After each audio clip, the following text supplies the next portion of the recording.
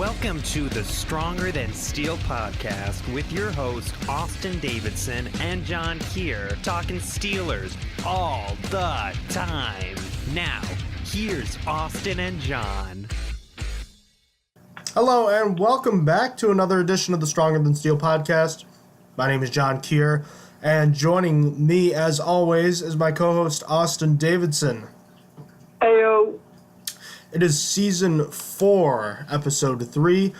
You might remember last episode we talked a little bit about the Antonio Brown trade. Well, we talked a bit about that. We talked a bit about some quarterbacks. And we're ready to talk a little bit about some specialists. And, of course, the crazy NFL news that's been going on, Austin. Maybe, I know it changed recently, but I feel like free agency in the NFL has just been extra crazy this year. And nothing is official yet. Nope. We've already had a deal turn around and be changed already. And the free agency hasn't even opened. Indeed. There's so many moves to keep track of. So I guess, where do you want to start? Because I figured we could talk about NFL stuff first. But where do you want to go first? Sure, we could start with NFL stuff. What move do you want to go with first? You thinking the big one that just happened? Yeah, sure. So, as of tonight, which was March 12th, the Cleveland Browns have traded for Odell Beckham Jr. And in return, the Giants get Cleveland's 17th overall pick, their second third-round pick that they have, and they get. Oh no, his name is escaping me. I did a pre-draft on him just a year ago. Jabril Peppers. Jabril Peppers from 2 years ago. I'm sorry, one more time? Jabril Peppers? Yeah, Jabril Peppers.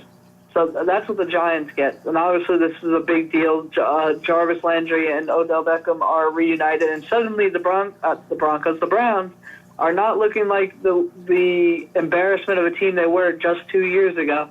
They are suddenly looking very scary. What did you think of the trade? Well, it's a superstar wide receiver going to a division rival. That's not good, and it's also not good in the fact that he's gotten, in my opinion, a much more capable quarterback who's only going to get better in Baker Mayfield, and a guy that is still in his prime and could still theoretically be getting better at only 26 years old. This is a frightening move if you're any AFC North team, and not just that, but there are other moves that they've made too. They signed Sheldon Richardson, the former Pro Bowl defensive tackle, to a 3-year deal. They also re-signed offensive tackle Greg Robinson. And then you couple that with acquiring Olivier Vernon. It's clear that they're going for it. And I think the Giants got a pretty good haul for their receiver, which, frustrates you as a Steelers fan for what the Steelers got for Antonio Brown. But I think it's a good move for both teams, to be honest with you. Yeah, I think it works out well. I think that the Browns got good compensation. Obviously, they got OBJ. I think the Giants got a pretty good haul back for OBJ in general. I think it's pretty fair. Interesting they didn't just make a mega trade earlier in the week when they traded Olivier Vernon and Kevin Zeitler. It would have been interesting. They made just a giant big deal going on. Indeed. But, man, oh man, there's a bunch of different moves here to talk about. So I guess you want to just kind of almost go by team, and we'll kind of look at every addition that was made, and we'll kind of see if there were any big ones worth talking about? Sure, we can do that. All right, so for the Arizona Cardinals, we'll just start. There's two I'm interested in. Possible free agent linebacker target for the Steelers, Jordan Hicks, was signed to a 4-year, $36 million deal that included a $20 million guaranteed contract. And longtime Ravens defensive end and outside linebacker Terrell Suggs is signing a deal with the Arizona Cardinals. I believe that was a 1-year, $7 million deal. Both of those moves interesting for different reasons. Yeah, I definitely like the Jordan Hicks one. I was a little bit jealous and because I wanted the Steelers to do that exact thing. Hicks didn't even come up as expensive as the other inside linebackers this year, and I thought he was one of the better ones. That's why I wanted Quan Alexander to the Steelers, and to spoil that already, Quan Alexander got like a ridiculous amount of money with the 49ers that I was not expecting coming off an ACL tear, and for a guy that misses 20 plus tackle of the season. I was expecting him to be the cheaper option. But Jordan Hicks came out and was only $9 million a year, which is a pretty cheap deal. I mean, he's injured a lot, but I was envious of this deal because I really wanted Hicks, and that was a pretty good price that the Cardinals got. As for Suggs, it's interesting because Ben Roethlisberger gets to see his buddy one more time, even though he's out of the division, or seemingly one more time. This should be Suggs' last season. I wouldn't be. I'd be surprised if he returns after this, but. Yeah, both very interesting moves for the Cardinals. What did you think of them? Yeah, the Suggs signing only makes sense in the fact that he went to college at Arizona State, so he's probably from that area. But otherwise, it doesn't make sense for someone that you'd think would be chasing a ring at this point. But he's going back home, and as far as Hicks, it just looks like a good move. The Cardinals had money to pay, and he was willing to accept it. Buffalo signed 2 possible targets for the Steelers, including wide receiver John Brown, who got a 3-year, $27 million deal, and cornerback Kevin Johnson, whose details have not been released yet. But I know you weren't high on Brown like I was, but Kevin Johnson was a name I heard linked to Pittsburgh a lot as well, but obviously the Steelers did not sign him either. Yeah, Kevin Johnson was an interesting one. He was like a typical guy the Steelers go after because he was like, I guess I'll call him a failed first-round pick. He didn't pan out how he was supposed to be, and he would have been a cheaper option on a prove-it deal, sort of, just to keep him around. It would have been interesting for depth.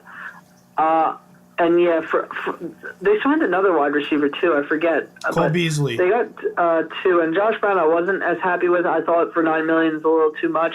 But what I really liked that the Bills did, I really liked that they got Mitch Morse, the center from Kansas City. I thought that was a great addition for their team. They really needed the offensive line because their offensive line was one of their weak points. And I thought that was one of the best signings. I think he is still now the highest paid center. After Matt Paradis went lower, I think Mitch Morse is the highest paid center now after already dethroning Marquise Pouncey's deal. So I really like that deal, though, for Buffalo. The player you're thinking of was Cole Beasley, the old Cowboys slot receiver. Yes, I knew there was another wide receiver that I liked a little bit better. I do like Cole Beasley. I feel like he wasn't used enough in Dallas. I don't know the deal, the numbers for his deal, so I might not like it as much, but I thought Cole Beasley was a solid signing. The Bengals lost Tyler Kroft, and I believe they re-signed, did they re-sign C.J. Uzomah? They did re-sign C.J. Uzomah. I think it was a $6 million deal. They also re-signed one of the worst tackles in football in Bobby Hart to a 3-year deal worth $16.15 million deal. That seems horrible to me, but whatever. Yeah, I mean, good for us, bad for them. I don't know why they would do it. They also re-signed their linebacker, Preston Brown, so and he underperformed, so I'm confused what Cincinnati's doing. They're not doing so hot this offseason. The Detroit Lions are spending money in a big way, bringing in some former New England Patriots, Danny Amendola, and one of the top, probably the top pass rushing free agent in Trey Flowers. He signed a 5-year deal that's over $16 million in annual value. So that seems like a pretty good signing. But the big news in Pittsburgh that everyone's going to care about is that they signed former Steelers tight end Jesse James to a 4-year, $25 million deal with $11 million fully guaranteed, which means the Steelers now have a new need at number 2 tight end. So it'll be unfortunate to see James go, but I think he got what he deserved. Yeah, I think his availability made him one of the top tight end free agents this offseason, and I'm glad he got paid. I just wish him the best because his tenure in Pittsburgh was a good one. And as for the other line signings, they went big this year. They put a lot of money in, and you could tell that Patricia wants those old Patriots because they're basically his. They were his. So the Trey Flowers signing is going to be interesting. It's going to be interesting to see how he plays outside of the Patriots locker room with the Lions instead. I feel like with old Patriots players that get paid, they never perform on their new team. I feel like that's always how it goes. One more player that they signed was Justin Coleman. They made him the slot cornerback, the highest paid slot corner in the league with a 4-year, $36 million deal. I don't know much about him, but I know he used to play for the Seahawks, so I guess I'll take it for what it's worth. The Packers signed another former Ravens defender in Zadarius Smith, and I guess we'll just address the elephant in the room with the Ravens. They lost Eric Weddle to the Rams after they cut him.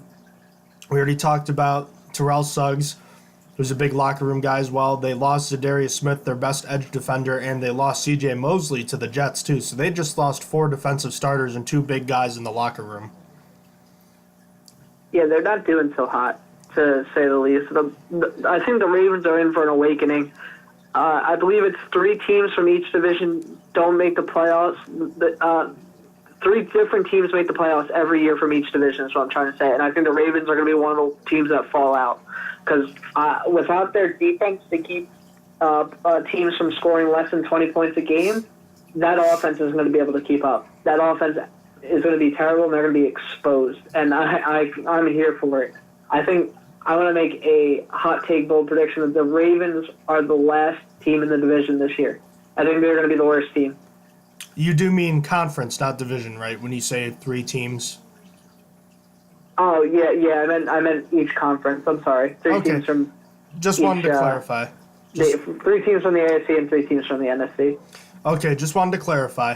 The Houston Texans signed another potential Steelers target in Bradley Roby to a 1-year, $10 million deal. Now, I know you weren't as high on him and some others weren't because he was only a 1-year starter and he wasn't great. But I was still impressed with his high number of passes defensed and the fact that he could still make plays on the ball. Look, I'm personally just hungry for a guy that can catch the ball or defend it because we didn't have any of that last year. Yeah, I thought that I still think the Texans overpaid. It's just the cornerback market was broken. I feel like guys had to be paid because there wasn't that many good ones. It was like Kareem Jackson, Bradley Roby, and Ronald Darby, who's still yet to sign anywhere. But I just wasn't a fan of Roby, especially for that price. I was never down to pay him any more than $8 million a year, which it sounds like that's probably what the Steelers offered him about. Because the Steelers offered him a 3-year contract. We don't really know the numbers yet. We just know that they offered him a 3-year contract. Some other news to talk about, of course. Nick Foles, the former Super Bowl MVP, signed a 4-year, $88 million deal. Could be worth up to $102 million for the Jacksonville Jaguars. And not to mention that, but obviously with that move, Blake Bortles is on the trade block. What team is going to trade for him? I did actually see that report, so that's not news to me. But every time I hear it, I just like, what team is like, oh, you know what my team needs? A Blake Bortles right now. Especially with that contract, I have no idea what team is trying to trade for him and what they would want to give up for him. I think the Birmingham Iron and maybe the San Diego Fleet might be trying to trade for him. You know what? That's actually fair, probably. But all jokes aside, D Ford, I want to jump around here. D Ford, who had been tagged by the Kansas City Chiefs, has been agreed to a trade in principle with the San Francisco 49ers, and they're expected to give him a 5-year, $87.5 million deal. What do you think about that? That's insane. D Ford had one good year. And I know how hard it is to find edge rushers and how important they are, but to bet on that much money on one good year, I could never. I think the Chiefs were right to get rid of it. I think they have all the reason to. They just cleared $14 million in cap just by doing that. And going forward, they had to pay Patrick Mahomes, Tyreek Hill, Chris Jones. Probably have to give I don't know when Travis Kelce's deal is up, but they probably have to give him more money. They have to basically. They have so many people to pay that are very talented. That are going to demand a lot of money on the market. So. I think this made sense for the Chiefs, even though it does stink that it's a 2020 second round pick that they're getting for D Ford. But to be honest, the cap space they saved this year, I think that's really helpful, especially since their other news, they signed the Honey Badger. The Chiefs were the team to get the Honey Badger, and it almost looks like Eric Berry is on his way out as well. So almost all the veteran presence on that team, Eric Berry and Justin Houston are gone. They just lost the cornerback as well. It's been around for 3 years. And so the whole Chiefs defense is like changing up. But I think the Honey Badger was a good sign. I really like that one. So besides Tyrann Mathieu, who is going to do – is Tyrann Mathieu going to have to play all 11 positions because they currently have – I don't think anyone else on the roster that can do anything. He might have to at the moment unless they sign some more guys soon. I mean, they have the money because what's funny is I was actually looking at the Chiefs cap space the other day because I was just talking about how they wouldn't be able to make moves in the future or pay everyone because all the guys had to sign. And then I realized their cap situation is really good right now. So they actually don't even have that problem. How quickly will that change, though? Because obviously the big one is Mahomes coming up in a couple of years. But oh, geez, yeah. As soon as they pay Mahomes, then their cap is going to hurt. But for now, right now, they have like even after Honey Badger, I think they have $36 million in cap space. That's pretty nice. They could definitely still make some moves to improve that defense. A team that seemingly lost a piece of its defense before adding it back. You already mentioned this before. Anthony Barr. He had made the decision to sign with the Jets on Monday, but changed his mind Tuesday morning and signed a 5-year, $67.5 million deal with the Vikings after they upped their offer when he had early on made the decision to sign with the Jets. So what do you think about this move? I have no idea where the Vikings are pulling money out of. I have no idea how they have any money. I was looking at their cap situation, and obviously, as you would know, it's screwed. It's messed up because they decided to overpay Kirk Cousins with that fully guaranteed deal. I have no idea how this worked out, how they were able to do it. The salary cap still confuses me, but as for the actual signing, I've actually always thought Anthony Barr was a little overrated. I wasn't a big fan when he signed with the Jets. I told my Jets fans friend, I was like, yeah, he's okay, but he probably got overpaid. But then I went into about how like every team has a floor that they have to spend every year. So I was like, yeah, it's okay since the Jets have so much to spend. I hate it for the Vikings. I hate him going back to the Vikings. I know that they like him, but I really just think he's just a speedy linebacker that doesn't really do much else. He was getting called a pass rusher all over Twitter. He's gotten 2 sacks last year. It's not a pass rusher. I mean, it's sacks aren't everything in pass rushing. Pressure is the biggest thing, and that obviously was Stephon Tuitt. That's what we see on the Steelers version. But he even had more than 2 sacks. Anthony Barr is not a pass rusher. He's an off the ball linebacker. He's just like KJ Wright. I don't know. I'm just not a big fan, and I don't feel like people even really know what Anthony Barr is because of the way they've been talking about him. I just think he's got a lot of speed. He's a better Bud Dupree. Is what I would put it. He's a better Bud Dupree because the Bud Dupree's thing is speed. I guess actually that's not a good comparison since Bud Dupree is actually a pass rusher. You get my point. I'm just trying to say that Anthony Barr's been overrated because of his speed. Yeah, they're definitely two different players. Anthony Barr is a 4-3 outside linebacker, like you said, and off the ball, and Bud Dupree is an edge rusher. But I think I get what you're saying in terms of not living up to what you think they should be. But one former Minnesota Viking is heading down to the Bayou. He signed with the New Orleans Saints a 4-year, $14.5 million deal. Of course, I'm talking about Latavius Murray. With running back Mark Ingram heading out. You know what this deal tells me, Austin? It tells me Alvin Kamara is getting a lot of touches next year. You think so? I actually like Latavius Murray. He's okay, but he's going to be 30 next year. Yeah, but how old is Mark Ingram? I feel like Mark Ingram's been around in this league forever. I mean, he's probably only like 28, but still. They use their backs pretty interchangeably. I still think they're going to do the same thing they did with Mark Ingram. True, but I think it's a downgrade from Mark Ingram. They are the same age, but I think Mark Ingram has a better track record. Oh yeah, no, I can agree to that. I feel like Latavius Murray has always been an average guy, never great, never bad, just always there and existed in Oakland for most of his career. But I feel like he's still going to be used. This is another name that I just remembered. Remember when C.J. Spiller was on the Saints? Whatever happened to him? I think he went to the Chiefs. got cut, went back to the Chiefs, and then got cut again. And now I think he's just hanging around in free agency. Or maybe he retired. He is currently a free agent. Okay, so he hasn't retired yet, but he should probably be on his way because I don't think he's getting many calls.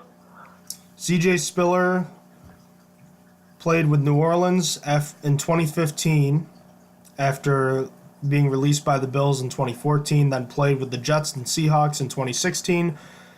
Then at age 30, played one game with the Kansas City Chiefs. He has not scored a rushing touchdown since 2013. It's been a long time. Sure has. In any case, one more signing by the Saints. This is kind of big for them. Teddy Bridgewater is expected to re-sign with them, which I guess he's positioning himself. Maybe he thinks Drew Brees is going to retire next year. I think so. I think because he had offers from Miami, or supposedly had offers from Miami. I feel like he wants to take over, and it looks good there. I'd want to take over for the Saints, too. They're young all around. After Drew Brees, you got like Michael Thomas and Alvin Kamara on offense. Then you have Ryan Ramczyk as your tackle, who's young as well. Then on the defensive side, they're all pretty young with Marshawn Lattimore and those guys. I mean, obviously, Eli Apple's pretty young, too, but I mean, I don't like Eli Apple. But there are some guys that are going to be leaving, of course. But I understand Teddy Bridgewater wanted to stay there and inherit such a good team. I feel like that's a solid move for him. I wouldn't want to go to Miami either, to be honest. They're looking like a giant tank bowl right now. And here's the thing, he's still only 26 years old, too. Like, he could still get a little better, too. Yeah, there's still room to improve. The Jets signed Jamison Crowder to a 3-year, $28.5 million deal, and we already talked about C.J. Mosley, 5-year, $85 million with 51 guaranteed. That was a lot. It's insane. It's just really, really insane. I didn't think he was going to get that much money. People were talking about how he wasn't really a good coverage linebacker and was only good for run stopping, and I kind of felt that idea that he wouldn't be that interesting on the market, but apparently he was. He still was, and the Jets gave him a big contract, a huge contract, and is it deserved? Probably, but I'm very interested to see how he performs. Here's a handful of moves right here. LaMarcus Joyner signed a 4-year, $42 million deal with the Raiders. Patriots offensive tackle Trent Brown signed a 4-year, $66 million deal with the Oakland Raiders. Quan Alexander signed a $54 million deal over 4 years for the San Francisco 49ers. Of these three moves, which did you like the most and hate the most? I like LaMarcus Joyner because this is also funny. I was actually looking at the whole AFC West, the whole AFC West salary cap. I forget why exactly. I think it was something to do with my Broncos fan friend. But I literally have it up on screen right now. I was predicting that he was going to get a $12 million contract for each year, and instead it was $10.5 million each year, and I like that. I thought it was cheaper than I thought it was going to be. I hate the Quan Alexander one. I thought Quan Alexander was going to be a solid signing for like $9 million a year, $8 million a year, but for a guy, the guy hasn't missed less than 20 plus tackles in a season. Every season he's played, he's missed at least 20 tackles. And since, I think it's since he's been drafted, he leads the league in missed tackles by a lot, by a huge margin. He has 78 missed tackles. So, he's a playmaker, and which is why I was interested in him. He reminded me a lot of a mini Shazier, because before Shazier got hurt, something we would talk about is how Shazier always missed tackles, and it was the one thing holding him back. And from being elite, and that's why I drew the comparison to Quan Alexander, because they were both speedy inside linebackers that were playmakers. But for that much money, for $13.5 million a year, that's way too much for him. That's way, way, way too much. So I wasn't a fan of that at all. How about you? Yeah, I'm in complete agreement with you on that. I don't know. And then he's also coming off the injury too. It seems like it could be a risky move. Beyond that, just the last one I wanted to touch on was Landon Collins signing a 6-year, $84 million deal with the Washington Redskins. Yeah, that was insane. That was the first move of free agency, I felt like, too. I felt like that was the first thing I saw out of everything. Like, that was the first major big signing. And I liked it. The Giants are a mess. The Giants just don't want to pay players, and they're a mess. They should have held on to their young, good safety. But, I mean, the Redskins will take it. I mean, he's wasting his career with the Redskins, to be honest. He probably should have taken a little less, go with Kansas City or something. But you know what? The manager's pursuing money, so good for him, I suppose. Oh, also one more thing, rather.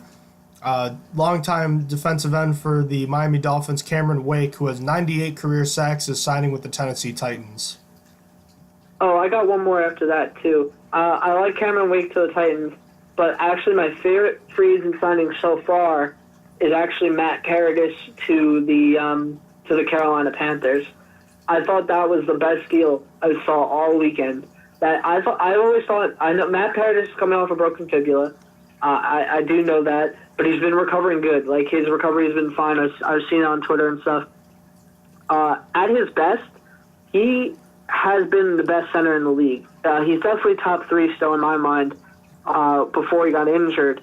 And he's, instead of getting the mega deals that Marquise Pouncey and Mitch Morse got, he took $9 million a year, $2 million less than Marquise Pouncey, and $2.25 million less per year than Mitch Morse.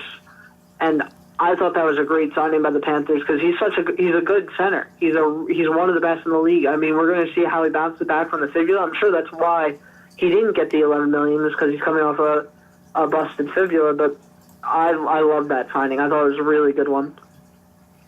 All right, and with that, let's move on to a couple Steelers notes here. First, let's talk about the minor one. The Steelers re-signed reserve outside linebacker Anthony Chickillo, a 4-phase special teamer, and had been the number 3 outside linebacker the last 2 years. 2 years, $8 million. I wasn't crazy about it at first, but I think it's okay. I'm not hating that deal. I was okay with it at first, but after Chickillo said that he was being pursued by the Patriots, it made me like it that much more. I liked it that that he decided to stay home, and he said he wanted to win with the Steelers. So I kind of respect that hometown loyalty, and of course, because the Patriots wanted him, I'm so glad that he came back to the Steelers. Chickillo's not much of a pass rusher. He has just 4.5 sacks the last 2 seasons, but like I said, he's a good special teamer. He knows the defense. He can at least be a body out there. He's not the worst guy to have on the team for sure. Ideally, he's the number 4 guy if a Daney or a draft pick makes a step. The big move, though, the highest average annual value the Steelers have ever given out on a free agent contract goes to cornerback Steven Nelson, formerly of the Kansas City Chiefs, a 3-year, $25.5 million deal. Nelson started all 16 games as a 26-year-old last year for the Chiefs. He had 4 interceptions, 15 passes defensed, and 68 tackles. He's 5'11", 194 pounds, and he's expected to be, at this point, the starting cornerback opposite Joe Hayden. So let's talk a little bit about Steven Nelson and the deal he was given. Well, it's grown on me. I hated it at first because what's funny, off the podcast, I went to John just randomly because I saw Nelson was getting a lot of love, and I was like, do you really like Nelson? Like, I was like, I asked him his genuine opinion, and then I went off on it. I was like, I think Nelson is bad. I don't understand why he's getting all this attention, and why people think he's going to be a top cornerback paid like $8 million a year. Like, he was bad. He was on the Kansas City Chiefs defense, and that should have been all that was. And this was like 3 weeks ago. This was a while ago. It was just, and it was random. It wasn't. I saw no report that he was coming to the Steelers, and this kind of seemingly came out of nowhere. It was just a random thought that I saw. And then today, John texted me about it. I was so mad on immediately, like just on impact. But like as the night went on, because it happened pretty late, I got more. I liked it a little bit better. I saw some tweets about how he had 4 passes intercepted last season, and that's him coming to the Steelers. The Steelers haven't had a player intercept 4 or more passes since Troy Polamalu. I forget which year. It wasn't 2013. It wasn't his last year. So it's been at least over 5 years. So I felt a little bit better after that. He still has problems. I still think he's not that good at covering, but I feel a little bit better because he's a ball hawk, and it's what the Steelers needed, and it fills at least one of the needs going into the draft. At least for the most part. They still need depth at cornerback, so they probably need to take one in like the 4th round or something. But they no longer need a first-round cornerback, in my opinion. In an ideal world, Steven Nelson is a guy that comes off the bench, to be one of your your number 3 cornerback who plays on the outside. But the fact of the matter is, he is rarely injured. He played 98% of the snaps last year. He's only 26. He had a good amount of plays made in terms of passes defensed and interceptions. He's not a bad signing, at least not on the surface. Now, granted, time will tell how he does in Pittsburgh, but the big news here is that Cody Sensabaugh and Artie Burns at least don't have to play right away. It pushes them down, pushes them down the depth chart, so it helps the position a little bit. I don't know how this will impact the drafting, kind of who the Steelers go after just yet. But, we'll see. I like this signing. I think it addresses a need, and it doesn't fix the problem, but it's a step in the right direction. Yeah, I agree. Problem is, they had to pay Mike Hilton eventually, too. I think Mike Hilton's on, the last time he could be an exclusive rights free agent. I don't really know how that works for the most part, but they got to pay Mike Hilton soon. Otherwise, they will need to draft a cornerback. Because they got the starters right now, but also depth is questionable. Like Cam Sutton and Artie Burns are next up, and Brian Allen.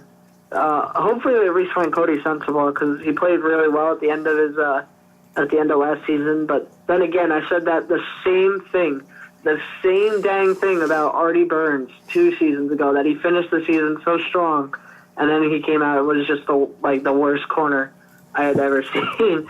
So. Then again, maybe it's not the best idea to re-sign Cody Sensabaugh. I'm attempting to figure out what the difference, I know for a fact that an exclusive rights free agent, I don't know, I know they have a 1-year deal, but I don't know if they become a restricted free agent or not after that. I'll have to figure that out. I've always been confused by exclusive rights free agent and restricted free agents, like how they come about and how the contracts are. It confuses the heck out of me. It's all about accrued time, kind of. I want to pass off kind of the specialist outlook to you. If you don't mind, you can get started on that, and I'm going to try to look into this. Sure. So me and John both looked at a long snapper, a kicker, and a punter. And I'll just start with my long snapper. He is Nick Moore from Georgia. He's 6'2" and 248 pounds. Last year I looked at the tight end Hayden Hurst, who had already been drafted by the Pittsburgh Pirates. This year I look at long snapper Nick Moore, who was drafted in the 30th round by the Boston Red Sox. He played over 3 years at the minor league level, at one point rooming with a no-name guy. His name is Mookie Betts. I bet you'd never heard of him. It's probably the most interesting thing I expected to find for a long snapper. But after giving it a shot, he decided to return to football, as he was a 2-time All-State defensive back coming out of high school. He walked on to Georgia in 2015, playing as a backup long snapper and fullback. In 2016 and 2017, he played in 9 games as the long snapper and fullback until the 2018 season, where he became the starter, playing in all games and recording an assisted tackle. So what's good about him? There's really not much to say about a long snapper. He's been consistently accurate snapping the ball. He has the desired size of an NFL player and has been described as mature, and that's really all I could say. So for what's not good about him, also pretty short-lived. The biggest problem is his snap is a little bit slower than you'd want it to be, but the other 2 problems are that he's 26 years old and only spent 1 season as a full-time long snapper. So Moore might be an interesting guy to bring in for a team just to see if he could be an effective fullback while also playing long snapper. Excuse me. I think that versatility is going to be what gets him on a team in spring, but as an undrafted free agent, I just don't think he's going to be drafted. If he is, it's going to be 7th round. So, are you ready, or do you need more time?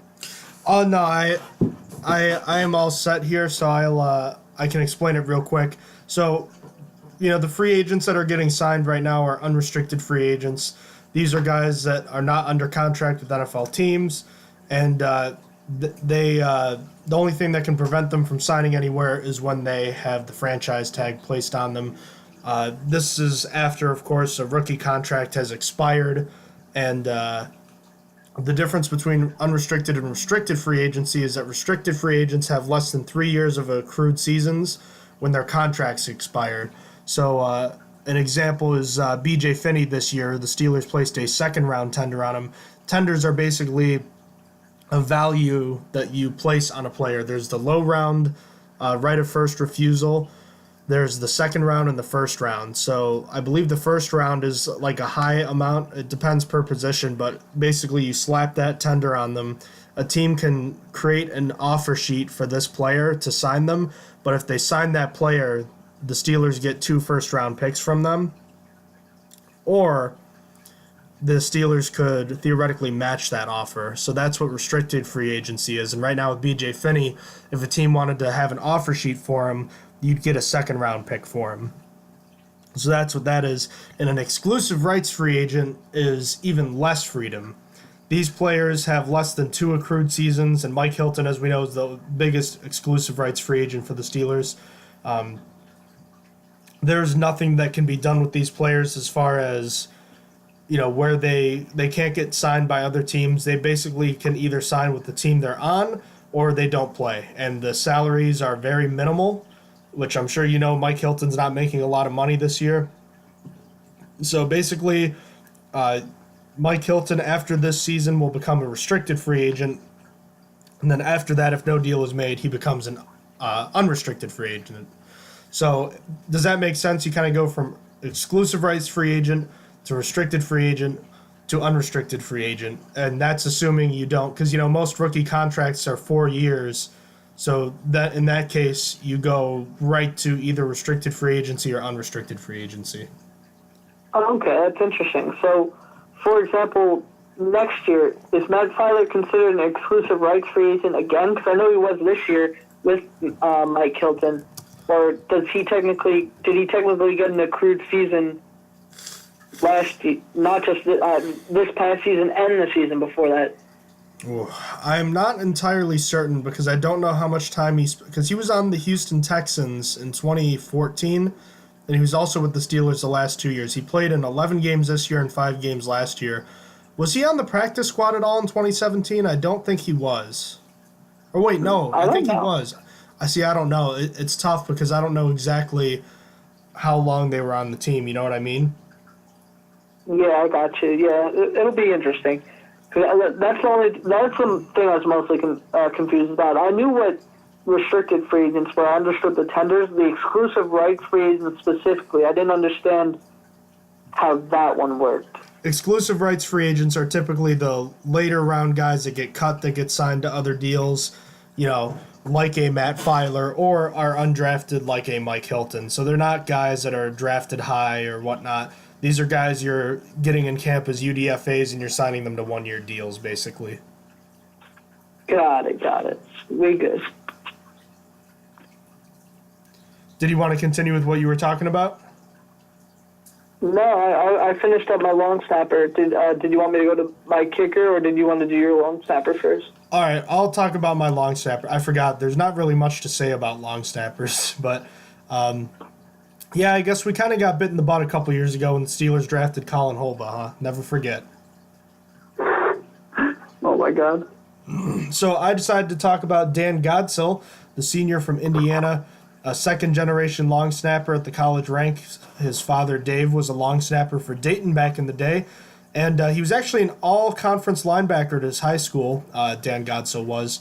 In Ohio, he made the decision to walk on to the Hoosiers practice squad, as a long snapper instead of a linebacker, and he impressed the coaches immediately and became the primary snapper for punts during his freshman season in 2015. His performance improved throughout the year, and he was actually given a scholarship in 2016.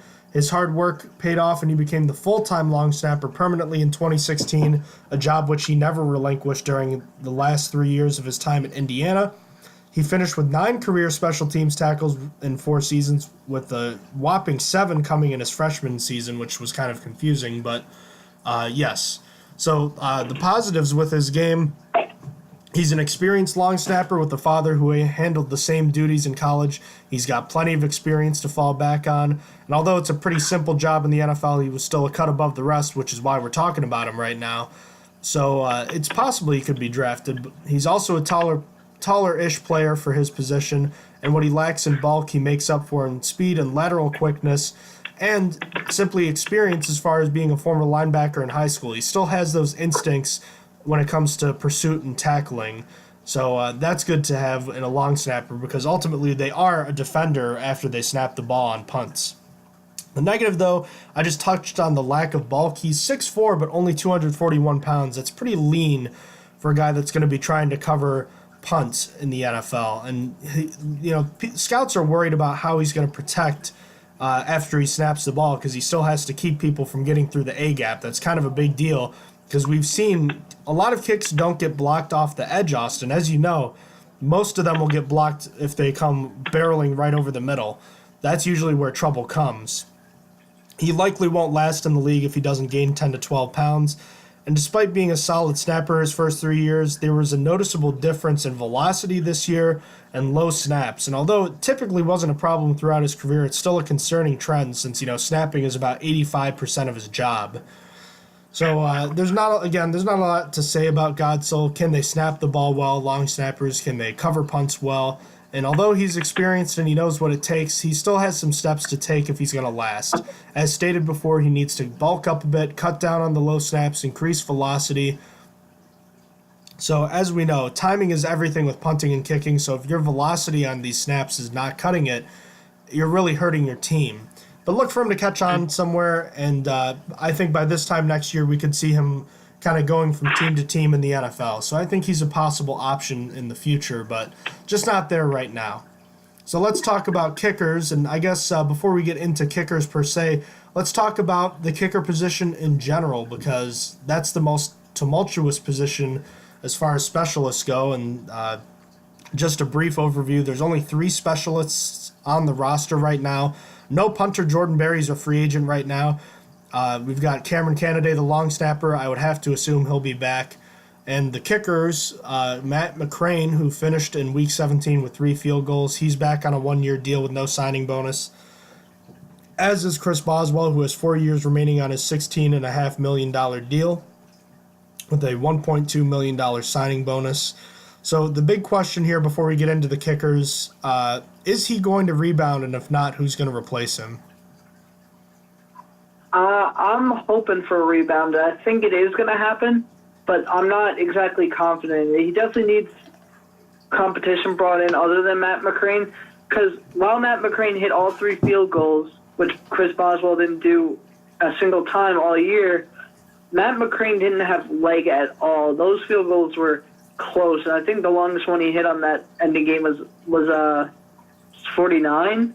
So he's going to need, I think a third kicker should probably come in to compete, at least for maybe the first 2 weeks or so. Because I don't know. Cutting Chris Boswell sounds like the move if he's not performing.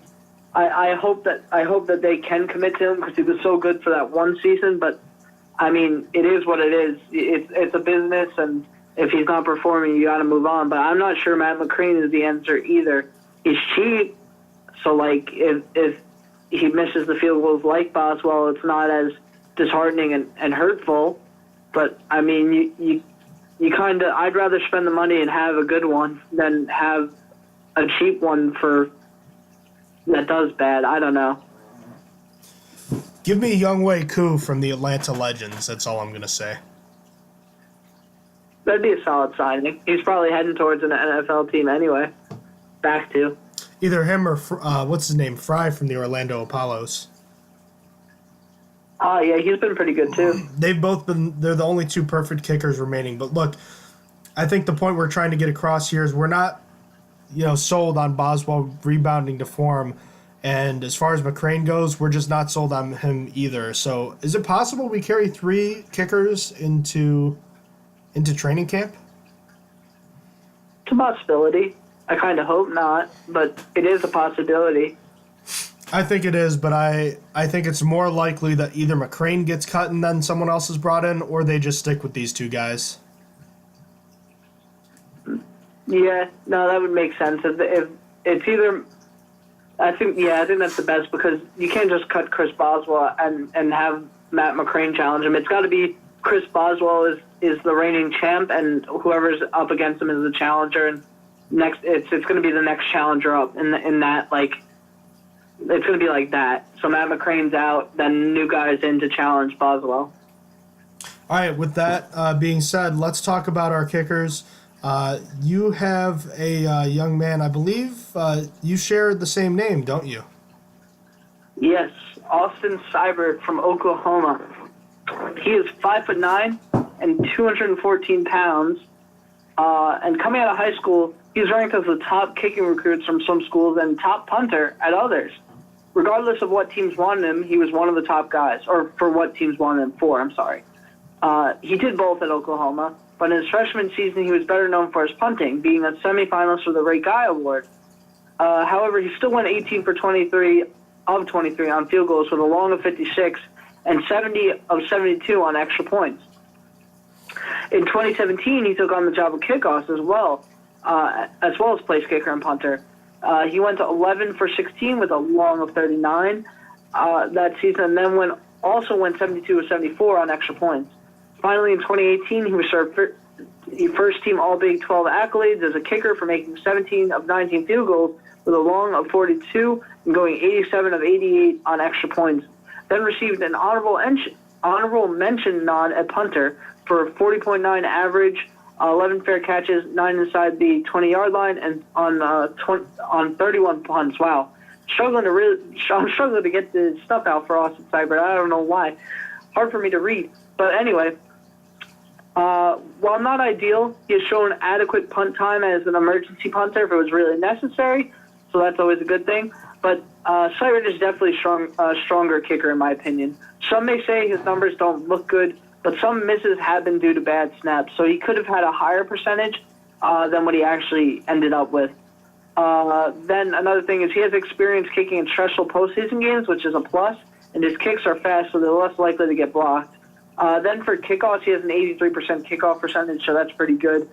So what's not so good about him is that he hasn't really shown to be accurate at much length. He is 4 for 9 in the last 3 years on field goals between 40 and 49 yards, and also has only been 1 for 3 of field goals longer than 50.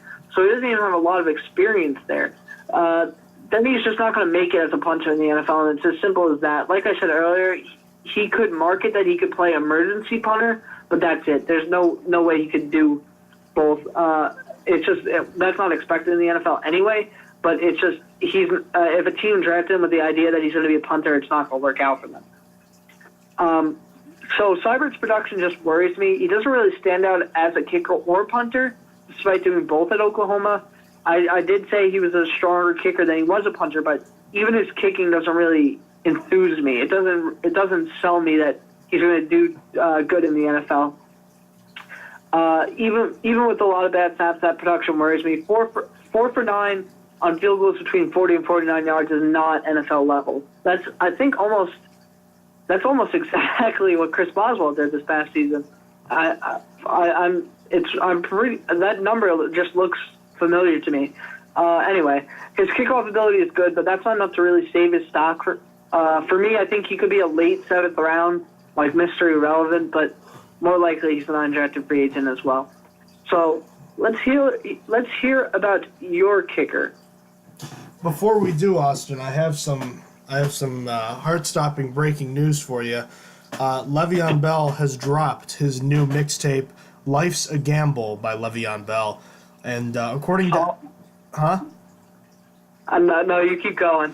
According to NFL Draft Diamonds and the rest of my Twitter, hold on here.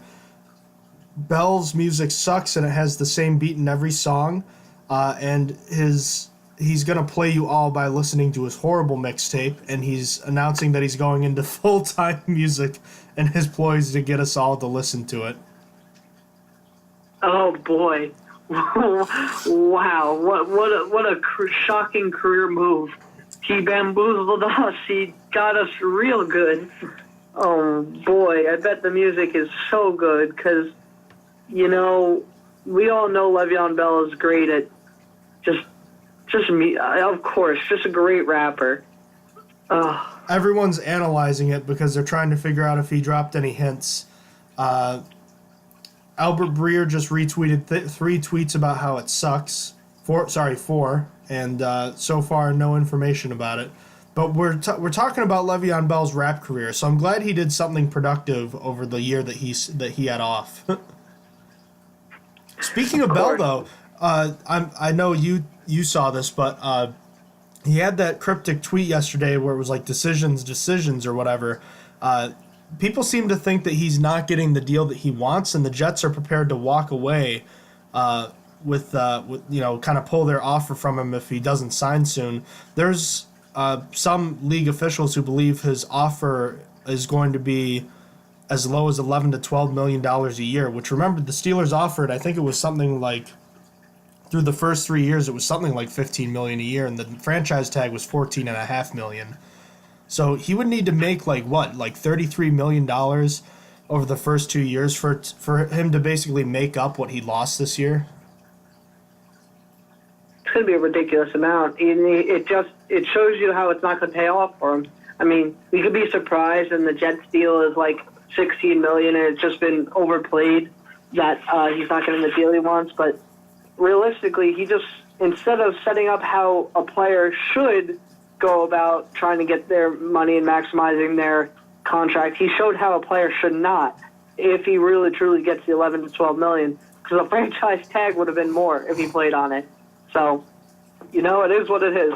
And I saw someone saying that it's a bold strategy to pull an offer from someone who just sat out a year. Well, I'm sorry, but if that's the most he's getting now, what makes you think he's going to get any money again for the rest of his career? This is the best it's going to get. No one's going to want a guy who sits out theoretically 2 seasons of football.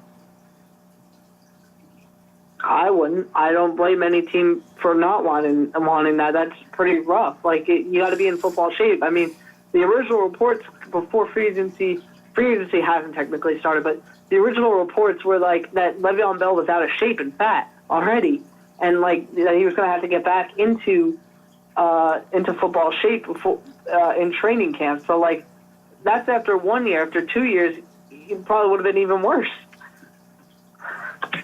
So just overall, that Bell tangent was something, but I mean, regardless, I don't see it getting better for him at all. Nope. I think he's going to get a $12.5 million deal, and he's going to like it. He would never come back to Pittsburgh, though, because I don't think he'd ever want to look that foolish. He'd be walking back to the Steelers with his tail between his legs, Yep, exactly. He looks stupid. He's going to look stupid, and he's going to have to look stupid with another team, though. James Conner is where it's at. All right, let's get back into kickers. My kicker is Cole Tracy, the redshirt senior from LSU. Tracy was actually a huge Division II star at, what was the school's name? I apologize, I'm blanking on it. But he became an All-American after becoming a graduate transfer at LSU. He made all 42 of his PATs last year and missed only 4 field goals. He was 29 of 33 for an 87.9% of his field goals, including a game winner over Auburn. He was at, Assumption College in Massachusetts. That was the name of the school. He was named the Fred Mitchell Award winner, which is the best kicker not in the top-level Division I college football. So he was named the award winner in 2017. He made all 67 of his PATs and went 27 of 29 on field goals. And he's one of 2 kickers in college football history to have multiple 6-field-goal games. And I just wanted to point out that Chris Boswell has also accomplished that at the NFL level. So I think that's kind of interesting. But Tracy's career long is 53 yards as well. So what is there to like about Cole Tracy? Well, he had several terrific seasons at the collegiate level, and it didn't matter if it was in Division II or the top level of Division I college. Tracy has a killer instinct and has been known in the locker room as a confident player, and it could have easily wavered when he went from Assumption College to the SEC at LSU, but he took it in stride and continued to improve. His accuracy shows up on the stat sheet. He finished 11th in the FBS last season in field goal percentage. Only 2 kickers in front of him attempted more than 21 field goals, while Tracy attempted 33. And he's nearly automatic inside of 40 yards. He hit 16 of 17 from that range last year and has a fluid kicking motion from which he rarely strays, so don't expect him to be shanking a lot of kicks in the NFL. On the con side, though, Tracy is undersized. Even for a kicker, he's a small, statured kicker at 5'10", 184 pounds, and he just doesn't have the leg strength to drive the ball deep that teams really strive for with their kickers at the NFL level. This range was reinforced by the fact that he was not handling kickoff duties at LSU, and his field goal percentage, while again most field goal percentages drop when you get to 50-plus yards, Tracy's really struggled as his field goals attempted, went beyond 50 yards.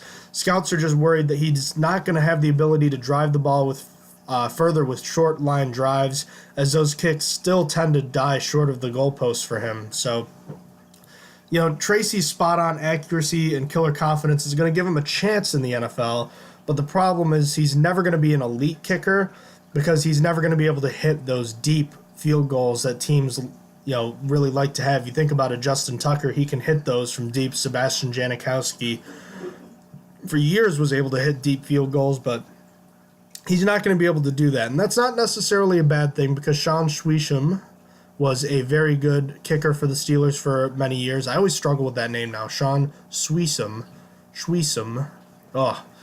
But he won't be coveted like other kickers.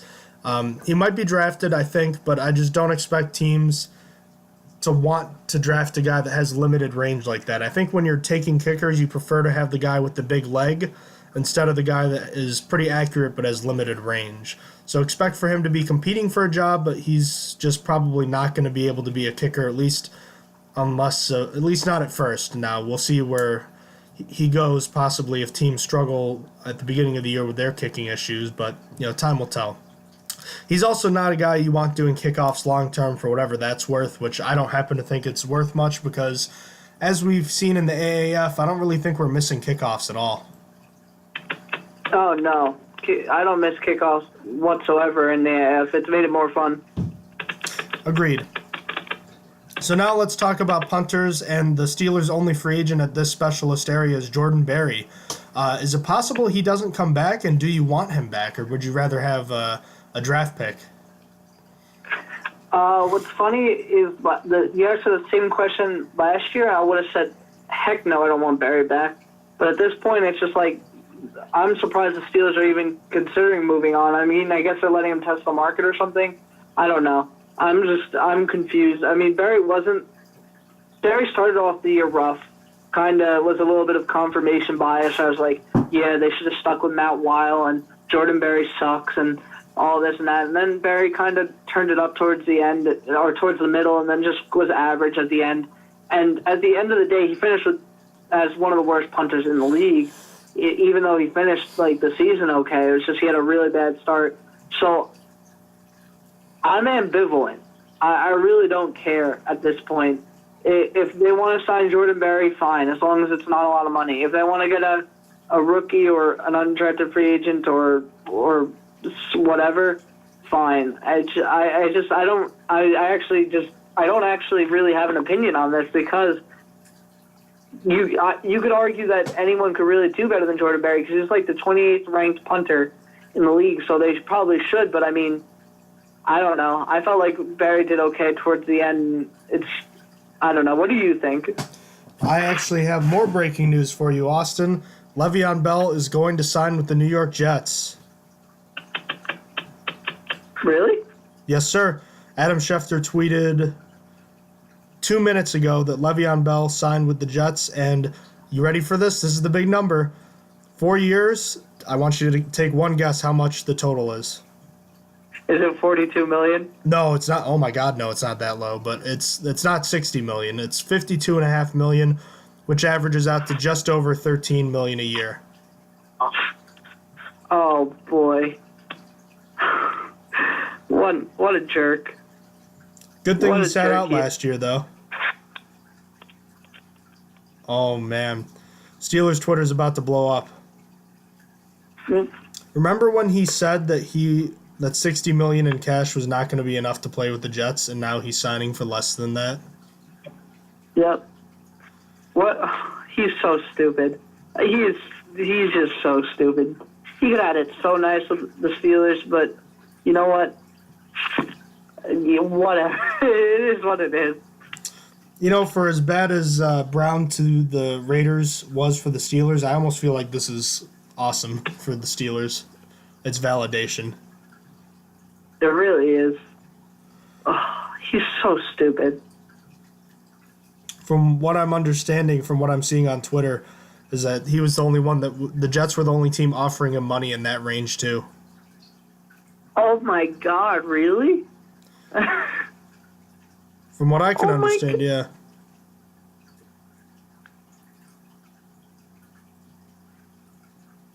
I'm shocked. I'm just taken back. Oh my God! Now I can't believe.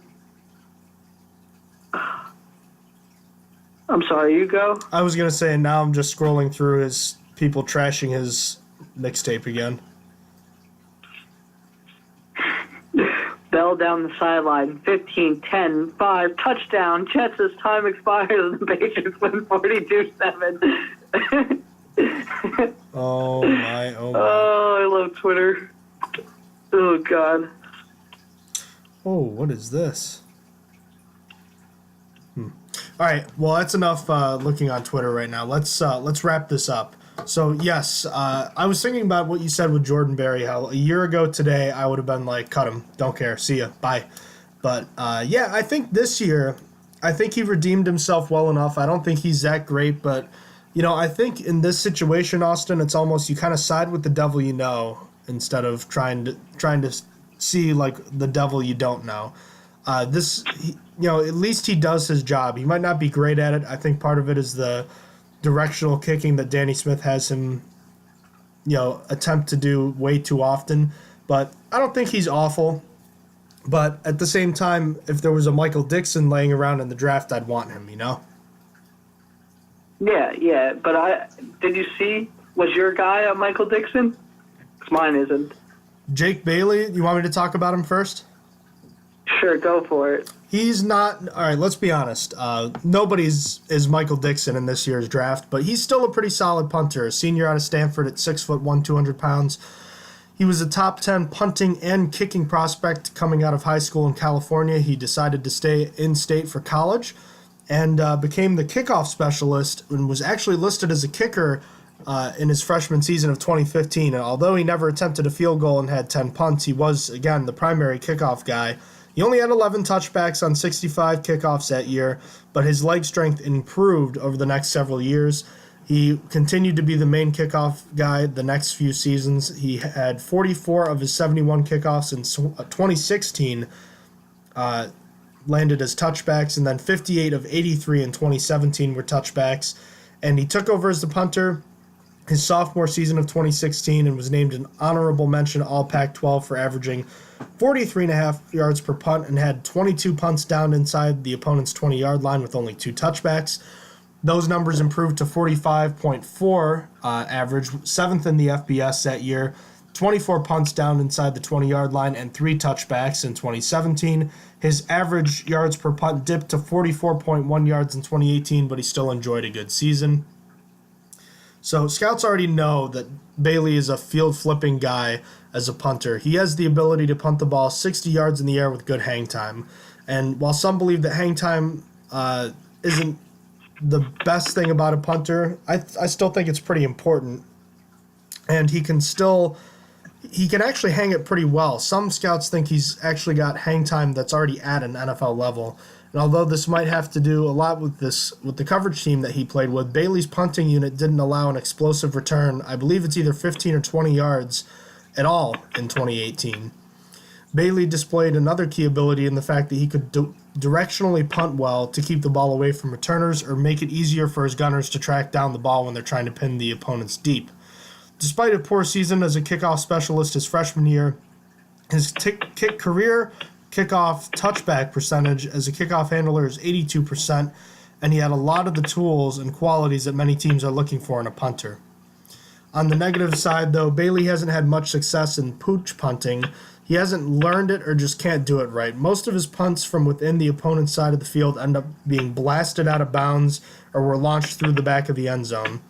He had way too many touchbacks as a result of his senior season, which led to a poor net average of just 39.9 yards in his final season.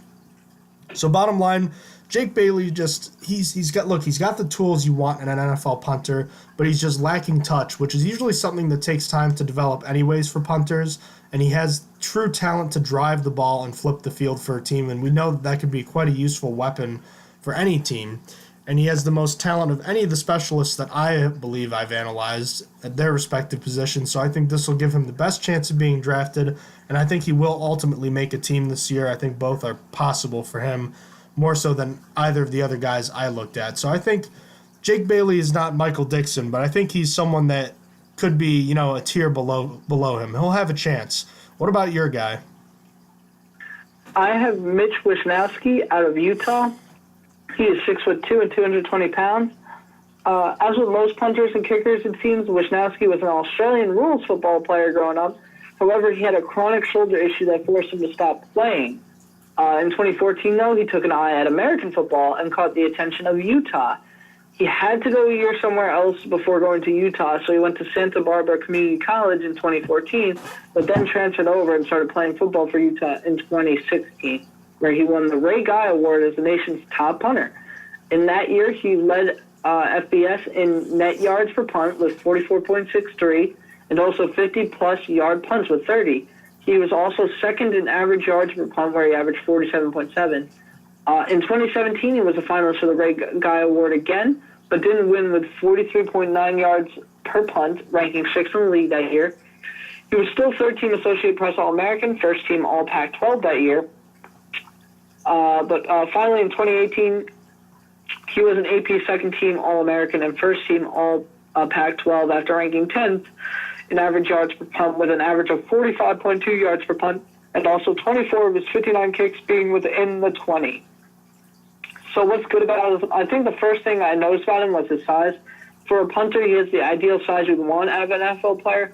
Not quite a Sean Witherspoon in that regard, where he's absolutely ripped. However, another thing going for him is, I'm sorry, I got lost.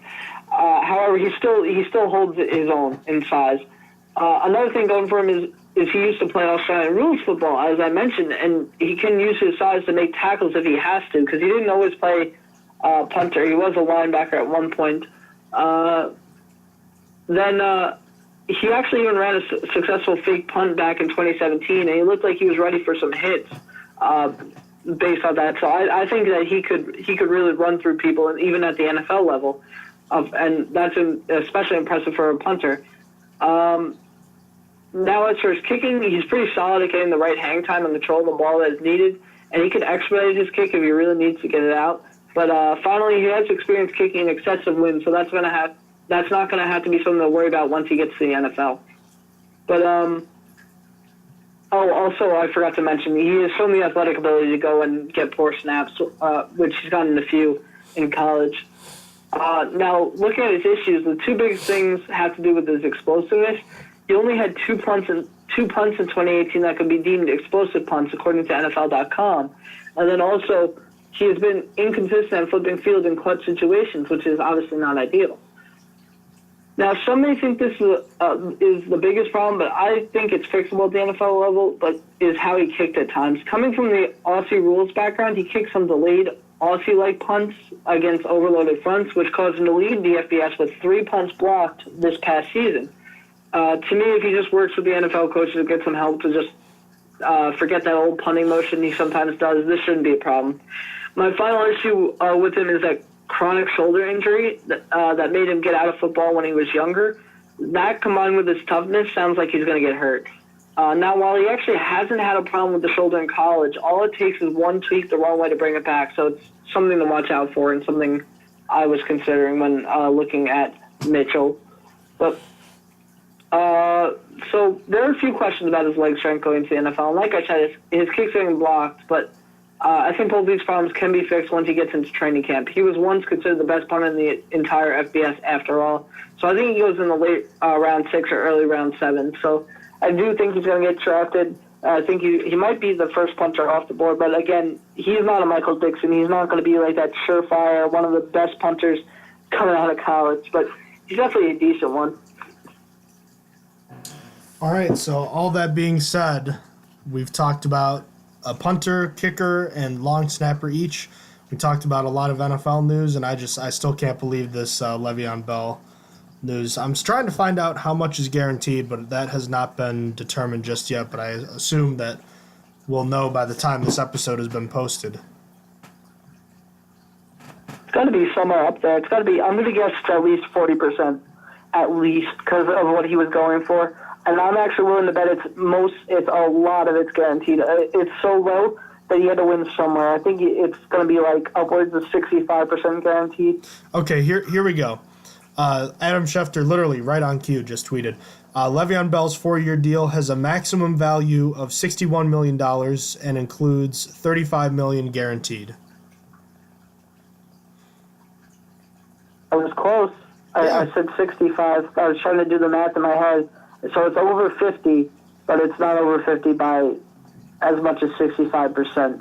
It's about, without doing the math, it's about 54% guaranteed, something like that.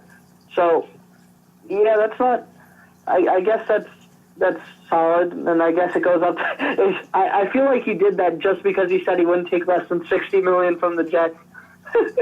Just 61. Jason Lockenfora tweets, Bell had the chance to make $45 million over the first 3 years and $20.9 million in the first 9 months of deals with the Steelers based on what they had on the table. I suspect when this contract is in fine print, it's basically $26 million over 2 years, and then he can easily be released as he approaches age 30. So I got to be honest, I think Bell, this is a major loss for him. Oh, major L, and now he kind of looks like a snake. Not gonna lie, he looks a little bit like a snake. If the Steelers were still in need of a running back, I guarantee he'd be getting like a Kevin Durant treatment or Tavares treatment from Islanders fans because how he said he wanted to play in Pittsburgh so bad, and then they offered him more than that, and then he goes and takes a smaller deal. Like he would have been hated if the Steelers didn't love James Conner. I mean, he is still hated from a lot of Steelers fans, but like it would have been ridiculous how much hate he got. All right, at 4:00 this morning, or 4:00 today now it is Wednesday morning, where we are, we will officially be done with the Bell and Brown era in Pittsburgh.